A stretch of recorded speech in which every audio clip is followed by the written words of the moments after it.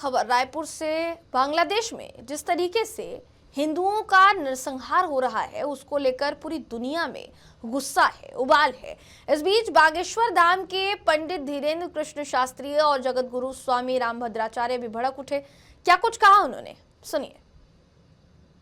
हम भारत में केवल एक संदेशा देना चाहते हैं कि यदि बांग्लादेश जैसी स्थिति आप अपने भारत में नहीं देखना चाहते तो यही समय है, सही समय है। अभी नहीं तो कभी नहीं। यदि हिंदू एक आज नहीं हुआ, हिंदू एकजुट नहीं हुआ तो वो दिन दूर नहीं जब भारत के और छत्तीसगढ़ के चौराहों पर ऐसा जो बांग्लादेश में हुआ वो देखा ना जाए।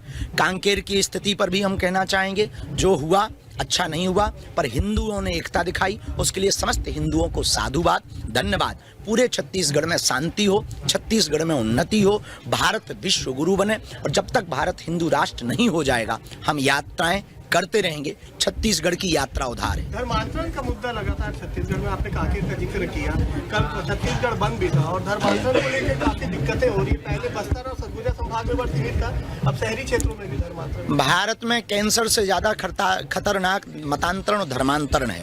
इसके लिए समस्त सनातनी और हिंदू परंपरा के लोग कार्य कर रहे हैं, हम भी करेंगे। वह एकजुटता जब तक धर्मांतरण के 3 कारण हैं: अशिक्षा, अंधविश्वास, आर्थिक तंगी।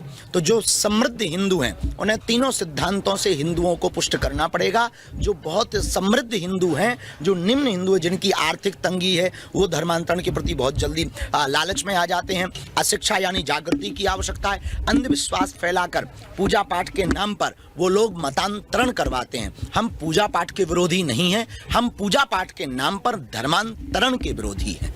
इसकी कठोर प्रतिक्रिया होनी चाहिए और सब हिंदुओं को मिलकर इसका सामना करना चाहिए।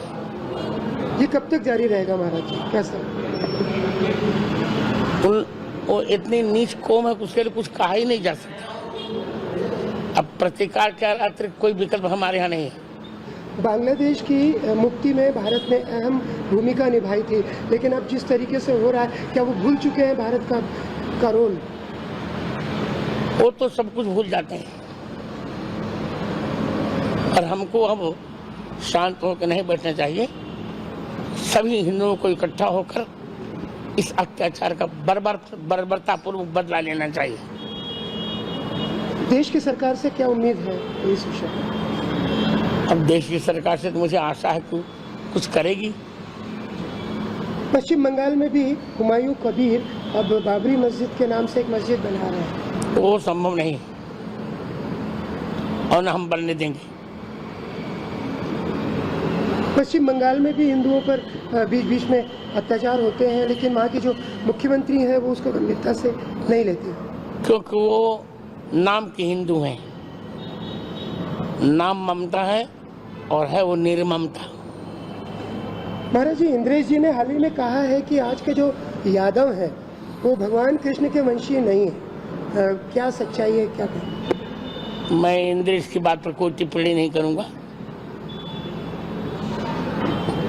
जाने दीजिए। यूपी में ब्राह्मण विधायक अब अलग अलग बैठकें कर रहे हैं। उनका कहना है कि उनकी आवाज़ दबाई जा रही है यूपी में। हाँ, करना चाहिए।